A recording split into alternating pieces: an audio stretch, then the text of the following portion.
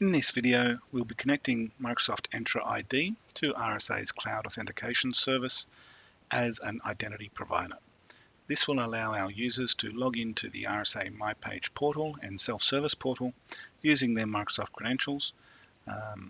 In a previous video, we linked Microsoft Entra ID to the RSA Cloud Authentication Service using a SCIM, which allowed the user identities to be synced into the Cloud Authentication Service.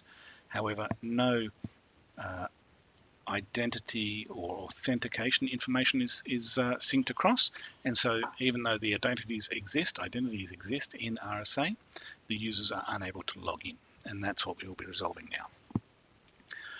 We go to Users and we go Identity Providers. We want to add a new cloud identity provider. We press Add. We give it a name that makes sense. So in this case, we're going to call it EntraID. A short description, so allows users to log in to RSA MyPage using their MS credentials. On this page, there's not too many things to do at the moment, but we do need to enter a unique identifier into the audience ID. Now, by unique identifier, it needs to be unique within the Azure tenancy, and this can be a name, it can be any sort of string you like. I've just used a random password generator to generate this ID. Make sure you keep a copy of this because it will also need to be entered into the Azure Entra application. We also need the assertion consumer service URL. So copy that and keep that in a notepad as well. At this stage, we can now go to our Azure side, Enterprise Applications. We're going to add a new application and we're going to create our own application. Again, we are asked for a name, so we want to give it a name that makes sense. I tend to name it as per the other end of this connection, which is RSA ID Plus, and it's delivering IDP. This is a non-gallery app, so select the third option and press Create. It only takes about 15 to 20 seconds for this app to be created, so we will wait for that. It's in real time. Doesn't take long, and when it is created, we'll be dropped into the new applications overview page.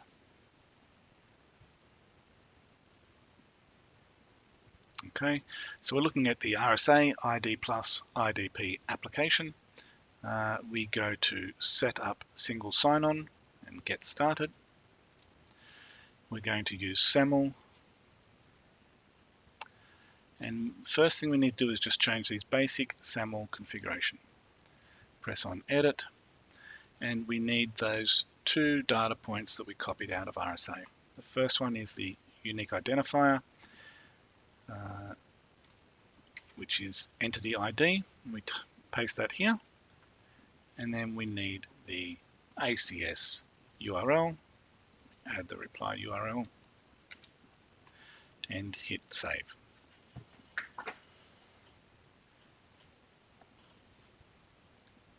Saved successfully, and close those pop-ups. We're not going to test it, so no, I'll test it later. Scroll down to SAML certificates, and we will download this base 64 version of the certificate. You can see I downloaded one earlier, but we'll just overwrite that. And we need two more data points from here. We're going to copy this logon URL. Save that to your notepad, and we also need to copy this Microsoft Entra identifier and copy that to your notepad. The other thing we need to do in the Azure side of this connection is assign our users. So these are the users who will be able to be identified or confirmed through this single sign-on application.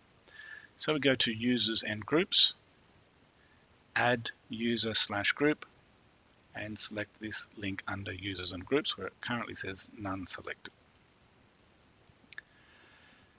We go to Groups, And for the purpose of this demonstration, we're going to select all employees. But as you can see, you could quite easily select and apply this IDP application to a subset of your organization through the Azure groups.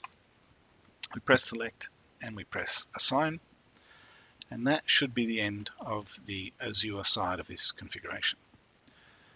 We go back to RSA. Now we have to enter in our Entra ID that we copied from Azure as the issuer ID. The Entra ID or issuer ID is the one that starts with sts.windows.net. And then we need the logon URL, and that is the issuer URL. If we scroll down, the other thing we need to do here is upload our certificate. So we just go choose file, select the certificate we downloaded from Azure, open, and hit save and finish. Now that is the end of the configuration for the Entra ID as an identity provider. However, to allow those users to log in and access resources, there is some more configuration that we need to do. So we will go to Access and MyPage. We want to enable the My Applications. My Applications is the single sign-on portal where you can publish bookmarks and single sign-on links to third-party applications. We won't have any applications in there to begin with, but we will enable this page. You'll note here that by default, the access policy is set to all users, medium assurance level with primary authentication. Leave that as is. What we will also do is copy in a Microsoft logout URL down here. So this will allow that when users log out of their RSA portal, if they do have a session within the Microsoft environment, that session will also be logged out. Go to, actually at this stage you might want to copy the MyPage URL because we will log into that to confirm the IDP is working. So copy this URL and save that to your notepad. Go to My Authenticators and we will enable the My Authenticators page as well. My Authenticators is where the users can self-service and add or delete their authenticated devices and software. You'll note here that it has a different authentication policy. All users high assurance level. Now, because you are allowing users to add or edit their authentication factors that we are going to use to prove who they are, there is a higher level of assurance that should be required to access that. So we're happy to leave that as high assurance. If we scroll down, we want to configure what they are allowed to do in that Authenticators page. We're going to allow them to delete, use FIDO, register a SID 700 hardware token, register a DS100 hardware token as both an OTP generator and as a FIDO authenticator. And we're going to allow users to register selected authenticators. This is the applications. And in this case, we're going to select the second option. The first option, Secure ID Authenticate app, is an old app and should not be required for any new installations. You'll note down the bottom the logout URL has come across from our MyPage settings. If we go to enrollment, we have the option to enable an enrollment URL, but we're not going to do that for the purpose of this demo. And if you go to customization, you also have the option of customizing the MyPage to suit the look and feel and branding of your organization. We hit save, and MyPage is now configured. Now we have to just make a couple of small changes to our policy that affects the access to MyPage. We go to Access and we go to Policies. Scroll down. In this case, my all users medium assurance level primary authentication policy shows up under custom policies. In a clean installation, it will be under pre-configured policies, but because I have made changes, and even though I've returned it back to the default settings, it still shows up as a custom policy. Going to edit that. Nothing needs to be done on the first page. We go to identity sources, and we need to make this policy available to our identity source, which is Azure AD via the SCIM connector. So we tick that option. We go to primary authentication. Primary authentication is enabled, and we have to select EntraID as our primary or default method. That means that the users, when they try to access the MyPage, they're first going to be prompted for their Microsoft credentials. As a backup that we will use later, I'm going to also set an emergency access code. Emergency access code as a secondary authentication method to log into the MyPage. That will come in useful if you are doing testing and demo. And although you may not want it for a production system, at this point it's quite handy. Go to rule sets. By default, this policy has an additional authentication required. So what that means is even after the user provides their Microsoft credentials, RSA is going to ask them to provide another level of authentication, in this case medium, which has these couple of options available. We're just going to disable this for the purpose of this demo. Hit save and finish. And the last thing that we're going to do, because we enabled, and we will need it later, the option of using the emergency access code, we're just going to change our assurance level. And we're going to, so at the moment, the emergency access code is not in any of our assurance levels. We are going to add it to our high assurance level. This means that if someone provides an emergency access code, they will be qualified as a high identity assurance. Press save and press publish changes. So in a moment we're going to log into the MyPage URL.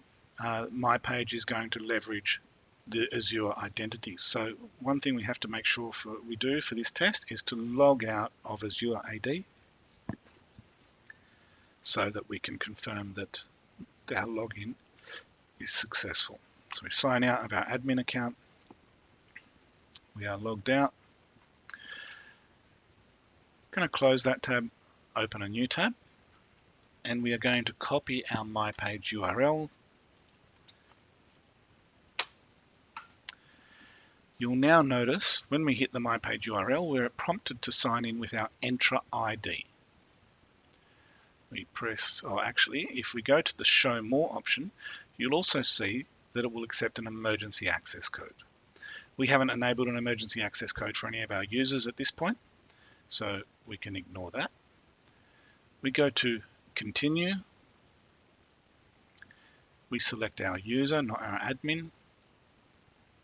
You'll notice here that this is a Microsoft URL and a Microsoft branded page, or Microsoft organization branded page. We need our Microsoft account password. And you'll see that we are now redirected back to the RSA portal. We have access to the My Applications page, so this is where we would see our published single sign-on and bookmarks that are available to this user. We also have the My Authenticators option. If we click on My Authenticators, you'll notice that we cannot authenticate and we don't have an option to authenticate. So looking at our policies, just as a reminder, you'll remember that the MyPage was set to medium assurance level with primary authentication. The My Authenticators page is set to high assurance level. We could provide an emergency access code for this user. However, we haven't generated an emergency access code, and RSA recognizes that and knows that there is no option for this user to authenticate to the My Authenticators page. So we will make a change to that setting. In the meantime, though, we do have to sign out of this account because the change will not be reflected. And as you see here, we are redirected to the Microsoft sign out URL as well. So the user is signed out of RSA and out of Microsoft. If we go back to our admin portal for RSA, we are going to go to our users, management. I already have that user selected, Adele. If I scroll down, emergency access code, I can generate a code that is valid for 1 day. Generate. I'm going to just copy that one into my notepad because I'll be also copying our MyPage URL. I go back to the MyPage URL to log in. I again am prompted to log in with the Microsoft credentials. That is the Microsoft email address and the Microsoft password. I'm now logged in and I have access to the RSA MyPage. If I now select the My Authenticators page, instead of getting access denied, I get prompted to enter an emergency access code. So RSA knows that this user has access to an emergency access code and the user is prompted for that code. I paste the code in and I now have access to Self-Service My Authenticators. I can press on Register an Authenticator and I can add a mobile or desktop application. I can add a FIDO security key hardware token or a FIDO mobile phone, and I can also add a DS100 authenticator either as an OTP generator or as a FIDO compatible security key, FIDO2 key. We won't be doing that in this video. There'll be another demo coming that will demonstrate how to enroll your authenticators. That's it for this video. I hope you have found it useful. Please feel free to leave a comment. Thank you.